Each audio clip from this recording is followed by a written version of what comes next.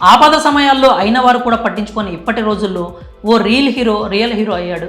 ఆ చిన్నారుల కష్టాన్ని చూసి అక్కున చేర్చుకున్నాడు. సాటివారికి సాయపడడంలోనే ఆనందం ఉందని భావించి తన సినిమా ట్రైలర్ లాంచ్ కోసం ఏర్పాటు చేసుకున్న డబ్బును ఆ చిన్నారులకు అందజేశాడు. లక్షల రూపాయలను సాయం చేసి ఆ చిన్నారులకు ఆ కుటుంబానికి అండగా నిలిచాడు. కుటుంబానికి జీవనాధారమైన ఆవులు కలుషిత ఆహారం తినడం వల్ల మరణించడంతో ఆ చిన్నారులు మానసిక వేదనతో కుంగిపోయారు.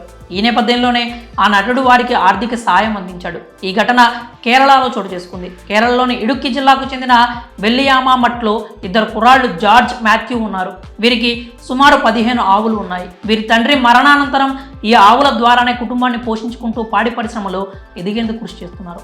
ఓవైపు చదువుకుంటూనే మరోవైపు ఆవులను పెంచుకుంటున్నారు. అప్పటి వరకు సజావుగానే సాగుతున్న వారి ప్రయాణం ఒక్కసారిగా తలకిందులైంది. వారు ఎంతో ప్రేమగా పెంచుకుంటున్న ఆవులు మృతి చెందాయి. కలుషితమైన ఆహారం తినడం వల్లే ఆవులు మృతి చెందాయని సమాచారం.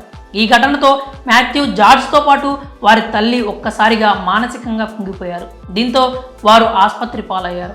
ఇక ఆవులు చనిపోవడంతో రోడ్డున పడ్డ ఆ కుటుంబం దీనస్థితిని తెలుసుకున్న ప్రముఖ నటుడు జయరాం వారికి భారీ సాయం అందించారు. తాజాగా ఆయనే స్వయంగా వారి ఇంటికి చేరుకుని 5 లక్షల రూపాయలు అందించి గొప్ప మనసు చాటుకున్నారు. కాగా ఈయన అలా వైకుంఠపురంలో అల్లు అర్జున్కు తండ్రి పాత్రలో నటించారు.